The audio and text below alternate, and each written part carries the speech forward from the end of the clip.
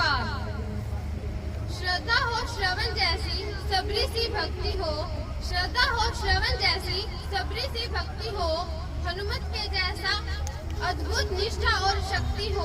सबसे पहले आप सभी को समारोह की हार्दिक शुभकामनाएं।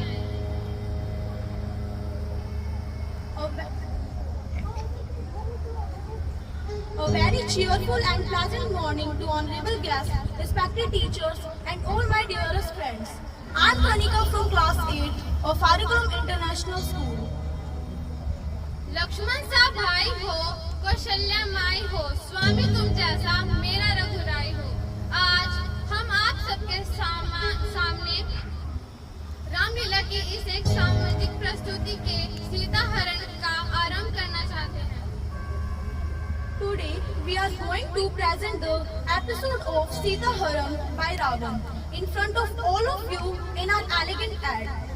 As we all know, Ravan in disguise of Sadhu kidnapped Sita Mata by acting very smartly. हम आशा करते हैं कि आप सभी मर्यादा पुरुषोत्तम राम जी तथा सीता माता के जीवन चरित्र से प्रेरणा लेंगे कि हमें हमेशा सच्चाई का साथ देना चाहिए तथा तप, त्याग, तपस्या और पितृभक्ति को अपने जीवन में अपनाना चाहिए। From the episode of Sita Haran, we get the learning of being aware in today's time of artificial intelligence, digitalized world and technological era.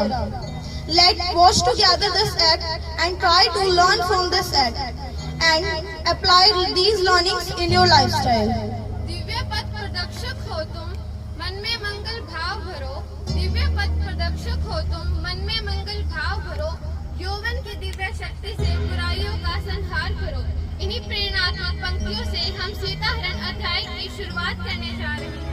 So let's start with a big round of applause for our participants. Thank you.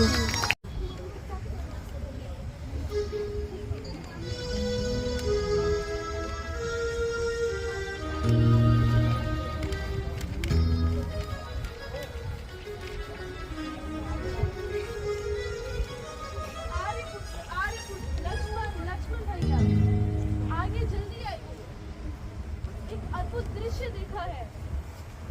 क्या दृश्य देखा? एक अलौकिक वृक्ष हमारे आश्रम के पास घूम रहा है। अलौकिक वृक्ष? हाँ। कहाँ? आइए जल्दी आइए। प्रकृति की अद्भुत कारीगरी, वो अनोखा हिरन, ऐसा विचित्र वृक्ष कभी देखा है? इसके सिंह सोने के लगते हैं, इसकी तो खाल भी सुनहरी है।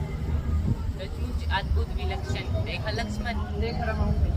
इसे किसी प्रकार पकड़ लीजिए, कितना मनभावन वृक्ष है। पकड़ ले। इसे अयोध्या ले जाएंगे, देखकर सब विस्मय से चकित हो जाएंगे। वास्तव में ये है भी तो बहुत सुंदर। इसका रूप इसका शत्रु बन रहा है। भैया, मुझे तो श्वन मृग माया जैसा प्रतीत होता है।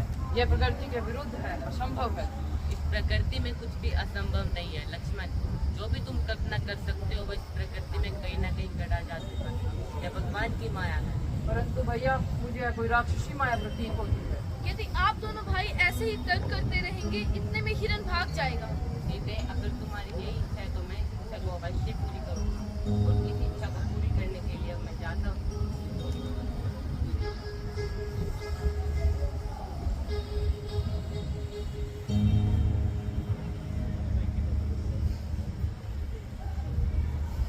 भैया, मुझे अभी भी संदेह है कि यह कोई राक्षस है। यदि यह कोई राक्षसी है तो उसका अंत भी आवश्यक है। लक्ष्मण, तुम परम कुटिया में सीता की रक्षा करना। तुम्हारा संदेह सत्य भी हो सकता है और किसी भी स्थिति में सीता को अकेला मत। जो आज्ञा।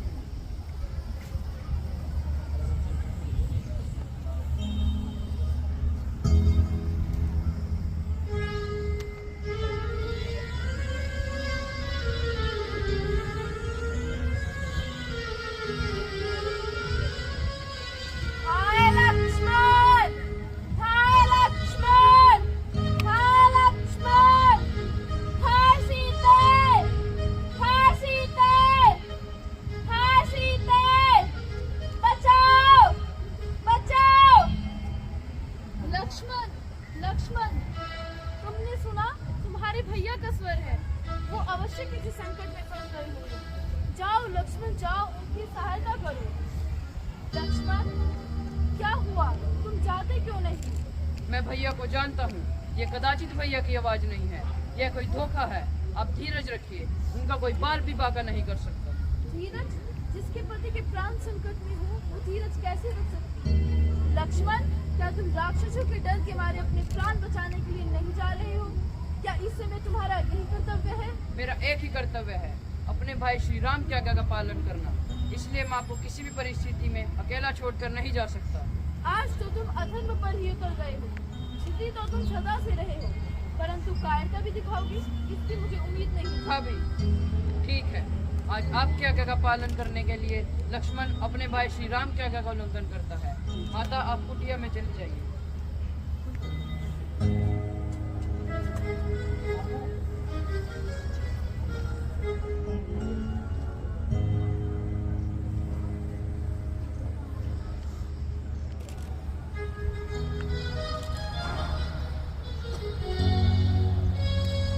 माता, गुरु की दी हुई मंत्र शक्ति से मैंने एक अदृश्य दीवार बना दी है। यदि कोई इस लक्ष्मण रेखा को पार करके अंदर आने का दुस्साहस करेगा तो जलकर भस्म हो जाएगा। माता, मेरी आपसे विनती है, कृपया किसी भी परिस्थिति में आप अपने चरण इस रेखा से बाहर न रखें।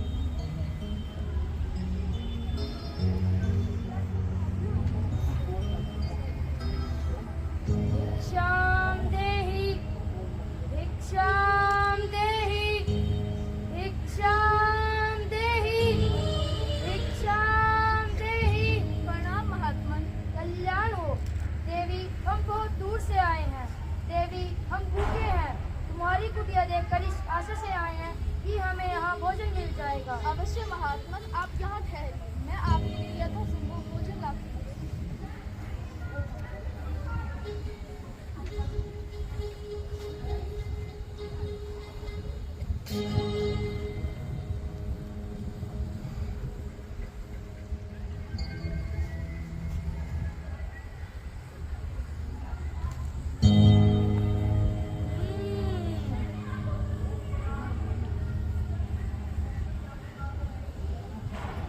मुनिराज, मैं आपके लिए भोजन लाई हूँ, भोजन ग्रहण कीजिए। ले आओ देवी।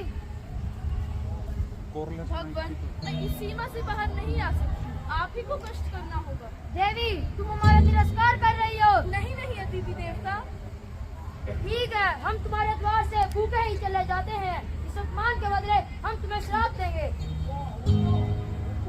नहीं नहीं मुनिराज, आप श्राप मत दीजिए, हम वहीं आते हैं, हमसे भूल हो गई। हा हा हा हा।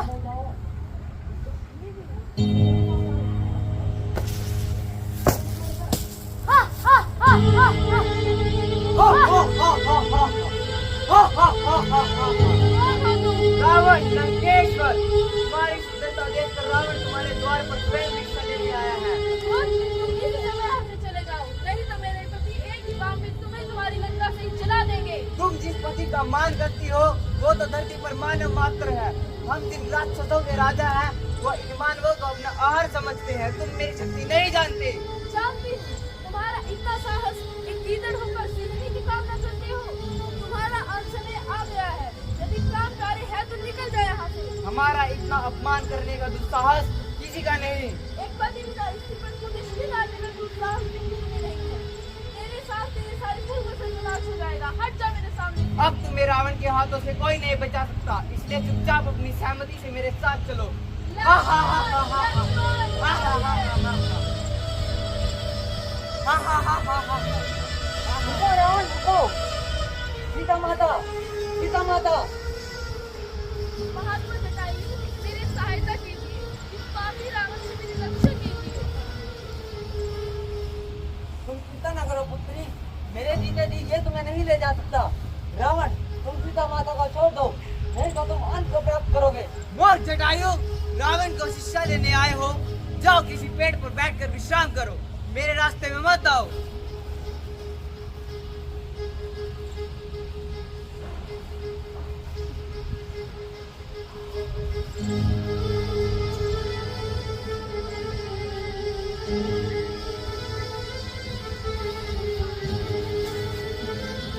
श्री राम।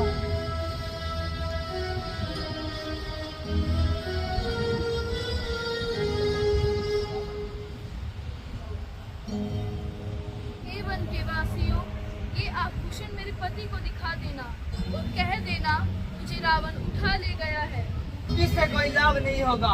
रावण जहाँ तुम्हें ले जा रहा है, उस स्थान का पता कोई नहीं लगा पाएगा।